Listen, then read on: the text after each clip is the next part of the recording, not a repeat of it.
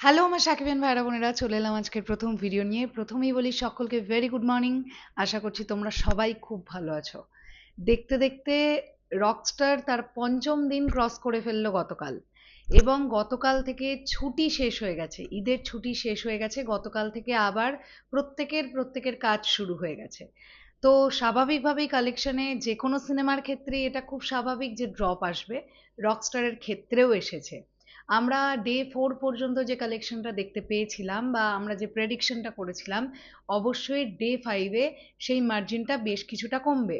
কারণ লোকজনের কাজকর্ম শুরু হয়ে গেছে, ছুটির মরশুমটা শেষ হয়ে গেছে, আবারও উইকেন্ডেতে গিয়ে কিন্তু এই বক্স অফিসটা জাম্প করবে। এটাই ন্যাচারালি হয়ে থাকে। তো ডে 5-এ কিরকম কি ব্যবসা হতে পারে, আমার প্রেডিকশন কি বলছে, আমি সেই বিষয়টা নিয়ে কথা বলবো এই ভিডিওতে। চলো তাহলে একদম দেরি না করে ভিডিওটা শুরু করা যাক।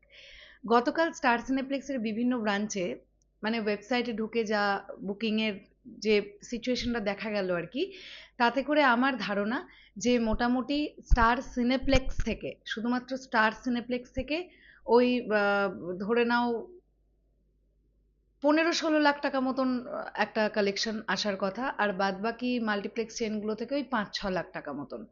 তো সর্বমোট মিলিয়ে মাল্টিপ্লেক্স সিনেপ্লেক্স মিলিয়ে মোটামুটি 20 থেকে 21 লাখ টাকার একটা কালেকশন এসছে, এটা আমার প্রেডিকশন ডে 5-এ।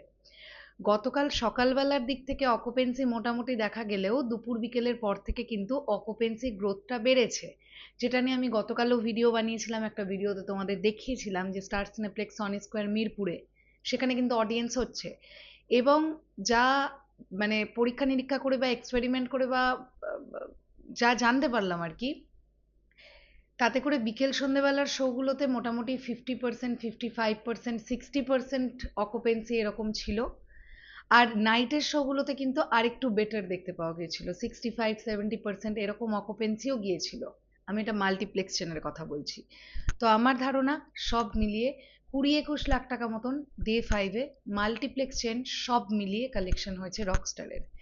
এবার যদি আমরা আসি সিঙ্গেল স্ক্রিনে, হ্যাঁ সিঙ্গেল স্ক্রিনেও ড্রপ দেখা গিয়েছে গতকাল।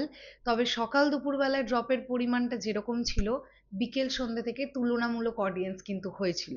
তো সিঙ্গেল স্ক্রিনেও মোটামুটি 50%, 55% অকুপেন্সি বিকেল সন্ধ্যেবেলার দিকটায় অনেকগুলো সিঙ্গেল স্ক্রিনেই দেখতে পাওয়া গেছে। এটাও যেমন ঠিক, আবার এটাও ঠিক বেশ কিছু সিঙ্গেল স্ক্রিনে কিন্তু রকস্টার ড্রপ করেছে, এটাও ঠিক। হ্যাঁ, তো আমার ধারণা যে রকস্টার সিঙ্গেল স্ক্রিন থেকে গতকাল ওই মোটামুটি 25 থেকে 30 লাখ টাকার মতনই একটা কালেকশন করতে পেরেছে। আর যদি সেটাই হয়, তাহলে আমার ধারণা মোটামুটি 45 থেকে 47 লাখ টাকার একটা total collection single screen multiplex cineplex সব মিলিয়ে ডে 5-এ রকস্টার করতে পেরেছে। আমি আবারও রিপিট করি, ঈদের ছুটি শেষ, তাই যে কোনো সিনেমায় ড্রপ করবে। তবে ঈদের বাংলাদেশে এবার যতগুলো সিনেমা রিলিজ করেছে, সবগুলোর থেকে রকস্টারের পারফরমেন্স গতকাল ছিল সবার আগে। কিন্তু আমরা যদি স্টার সিনেপ্লেক্সের নিরিখে একটু দেখতে যাই, রকস্টারের থেকেও বেটার কালেকশন গতকাল কিন্তু মাইকেল বলে সিনেমাটি করতে পেরেছে, এটাও আমরা দেখতে পাচ্ছি। সো এখন উইকডে পড়ে গেছে, আবার লোকজন কাজকর্মে ফিরেছে, এখন টুকটুক টুকটুক করে এইভাবেই অডিয়েন্স চলবে। আবার উইকেন্ডে বেটার রেসপন্স দেখতে পাওয়া যাবে, আই থিঙ্ক সো। তো আমার যেটা মনে হলো সেটাই তোমাদের জানালাম। এবার তোমাদের কি বক্তব্য সেটা অবশ্যই কমেন্ট সেকশনে জানিও। দেখা হচ্ছে আবার খুব শিগগিরই। তাহলে এখনের জন্য টাটা।